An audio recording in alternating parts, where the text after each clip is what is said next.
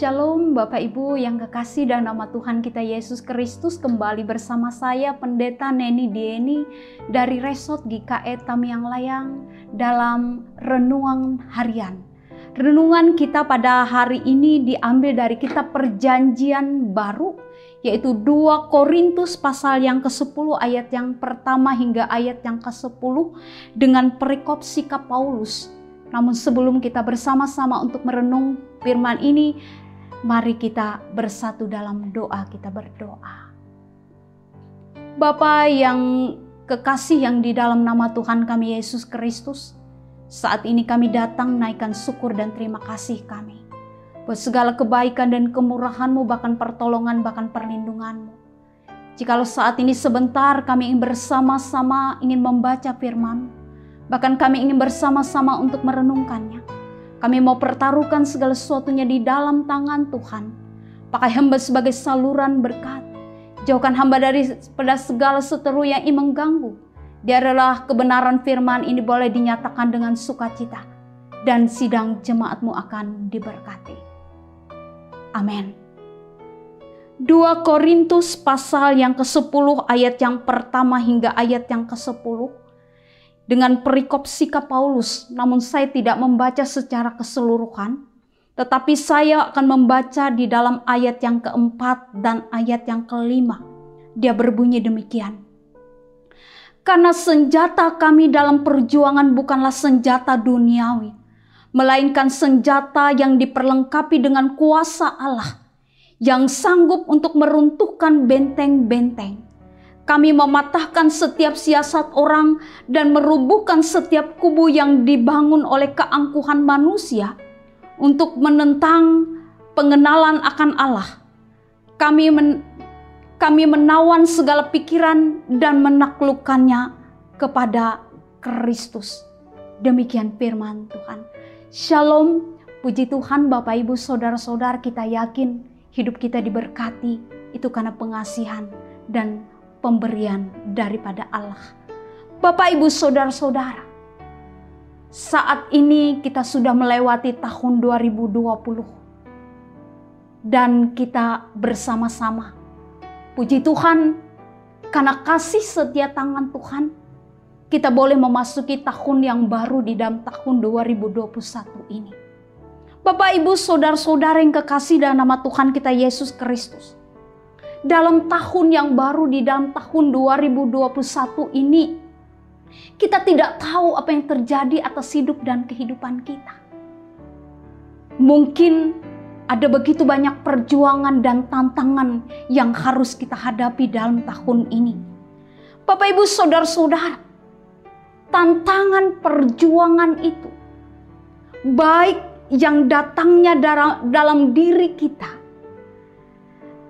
baik itu datangnya dari orang lain maupun datangnya dari berbagai sumber yang sering kali tidak kita mengerti. Tetapi yang terpenting Bapak Ibu Saudara-saudara, fokus kita bukan terletak pada tantangan apa yang ada pada kita. Tantangan apa yang akan kita hadapi. Tantangan apa yang akan terjadi. Tetapi fokus kita, yaitu Bapak Ibu Saudara-saudara yang kekasih dalam nama Tuhan kita Yesus Kristus. Cara kita untuk menghadapi tantangan itu yang terpenting. Dan Bapak Ibu Saudara-saudara yang kekasih dalam nama Tuhan kita Yesus Kristus, melewati kebenaran firman Tuhan buat kita saat ini, Rasul Paulus memberikan sebuah hal yang sangat berarti bagi setiap orang yang percaya. Ketika dia menghadapi tantangan dan senjata apa yang akan dipakai untuk menghadapi tantangan itu. Bapak Ibu Saudara-saudara yang kekasih dalam nama Tuhan kita Yesus Kristus, kita mengetahui Rasul Paulus ini adalah seorang yang melayani dengan totalitas dalam hidup dan kehidupannya, di dalam keseluruh hidupnya. Dia mencurahkan seluruh pikirannya, tenaga, waktunya untuk melayani orang lain secara tulus. Tetapi kita melihat Bapak Ibu Saudara-saudara, sekalipun demikian, dia tidak bebas dari tantangan. Firman Tuhan yang diperhadapkan kepada kita pada saat ini, Bapak, Ibu, Saudara-saudara. Rasul Paulus, ketika dia berada di dalam jemaat Korintus, Bapak, Ibu, Saudara-saudara, dia menghadapi segelintir orang yang tidak bertanggung jawab. Segelintir orang yang berusaha untuk melemahkan Injil. Segelintir orang yang berusaha untuk memfitnah pribadinya dan karakternya. Bahkan ada segelintir orang yang mengatakan bahwa Rasul Paulus menyombongkan diri akan otoritas tanggung jawabnya. Bukan hanya itu, Bapak, Ibu, Saudara-saudara. Pada saat ini Rasul Paulus, dia dituduh hidup secara duniawi. Kita bayangkan. Padahal kita mengetahui bagaimana karakter hidup dan kehidupan Rasul Paulus. Ketaatan, ketekunannya di dalam iman dan di dalam hidup dan kehidupan. Dan bukan hanya itu. Dia dikatakan berani hanya di belakang saja. Bapak, Ibu, Saudara-saudara yang kekasih dalam nama Tuhan kita Yesus Kristus. Sungguh kalau kita melihat pergumulan yang dihadapi oleh Rasul Paulus ini bukan satu pergumulan yang ringan. Sungguh berat. Dia berjuang. Bapak, Ibu, Saudara-saudara. Tapi mari kita melihat bagaimana cara Rasul Paulus untuk menyelesaikan masalahnya, Bapak, Ibu, Saudara-saudara. Dengan senjata apa yang dipakai oleh Rasul Paulus ketika dia terhimpit di dalam permasalahan yang menimpa dia. Bapak, Ibu, Saudara-saudara yang kekasih dalam nama Tuhan kita Yesus Kristus. Dikatakan di dalam kebenaran firman Tuhan buat kita pada saat ini. Rasul Paulus, dia tidak menggunakan senjata duniawi. Karena kita mengetahui, Bapak, Ibu, Saudara-saudara, ketika seseorang menggunakan senjata duniawi, maka akan tercipta untuk mencapai kepuasan diri sendiri, kemenangan diri sendiri. Dan kita melihat seseorang akan menonjolkan kehebatannya. Dan itu tidak dilakukan oleh Rasul Paulus. Dia tidak menggunakan yaitu senjata duniawi. Tetapi Bapak, Ibu, Saudara-saudara, melainkan di sini dia mengatakan adalah dia menggunakan senjata yang diperlengkapi oleh kuasa Allah. Itu yang tertera di dalam ayat yang keempat. Akan saya bacakan kembali, demikian bunyinya. Karena senjata kami dalam perjuangan bukanlah senjata duniawi, melainkan senjata yang diperlengkapi dengan kuasa Allah yang sanggup untuk meruntuhkan benteng-benteng. Itulah keyakinan Rasul Paulus. Dia meyakini, Bapak, Ibu, Saudara-saudara yang kekasih dalam nama Tuhan kita Yesus Kristus, setiap orang yang mengandalkan kuasa Tuhan, percaya dan taat akan Tuhan itu sendiri, dia akan menjadi orang yang berkemenangan.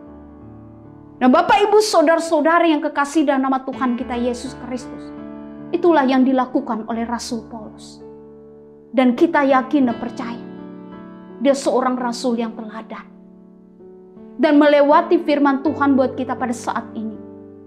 Ada satu pembelajaran yang bisa kita ambil melalui kebenaran firman ini. Tidak mustahil ada begitu banyak tantangan pergumulan yang kita hadapi. Ada begitu banyak fitnah, hasutan yang dapat menjatuhkan diri kita, yang dapat merobohkan hidup dan kehidupan kita. Tapi mari kita bersikap sebagaimana Rasul Paulus, menjadi orang yang bijaksana. Dengan Bapak, Ibu, Saudara-saudara yang kekasih, menangani masalah bukan menggunakan senjata duniawi, mengandalkan kekuatan pribadi, mengandalkan kepintaran manusia, hanya untuk memuaskan kepentingan diri sendiri, mencari kebanggaan diri sendiri, bahkan untuk menyombongkan diri sendiri. Hal itu yang tidak diinginkan oleh Allah. Tapi mari kita mempergunakan senjata kuasa Allah, kita mampu untuk menjadi orang yang berkemenangan.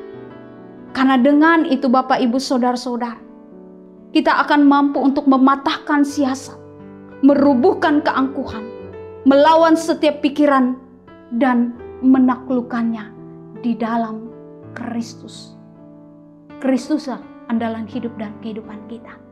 Dia adalah jawaban bagi setiap orang yang datang kepadanya. Tuhan Yesus memberkati kita. Amin. Mari kita satu di dalam doa kita berdoa. Bapa yang bertata dalam kerajaan surga, kami bersyukur dan berterima kasih. Kebenaran firman-Mu ini dinyatakan bagi kami sekalian Tuhan. Biarlah melewati kebenaran ini kami diajak menjadi orang yang semakin hari boleh semakin bijaksana. Dalam setiap perkara hidup dan kehidupan kami. Dalam perjuangan kehidupan kami di tengah-tengah dunia ini. Terus di dalam tahun yang baru ini Tuhan. Ada begitu banyak hal-hal yang harus kami hadapi. Tetapi biarlah kami menghadapi itu bersama-sama dengan Engkau Tuhan. Mempergunakan senjata kuasa Allah. Sehingga kami dapat menjadi orang yang berkemenangan. Dan kami yakin dan percaya bersama-sama dengan Tuhan, maka kami akan menjadi orang yang berbahagia. Terima kasih Tuhan. Oleh karena itu, biarlah kami hidup ada di dalam Engkau dan Engkau ada di dalam kami. Kami bersama-sama mengakhiri doa kami ini dengan mengucapkan doa Bapa kami. Bapa kami yang ada di surga, dikuduskanlah nama-Mu. Datanglah kerajaan-Mu, jadilah kehendak-Mu di bumi seperti di surga. Berikanlah kami pada hari ini makanan kami yang secukupnya. Dan ampunilah kami akan kesalahan kami. Seperti kami juga mengampuni orang yang bersalah kepada kami. Janganlah membawa kami ke dalam pencobaan. Tetapi lepaskanlah kami daripada yang jahat. Karena Engkaulah yang mempunyai kerajaan dan kuasa dan kemuliaan sampai selama-lamanya. Amin. Shalom. Tetap semangat, tetap sehat di dalam tangan Tuhan. Amin.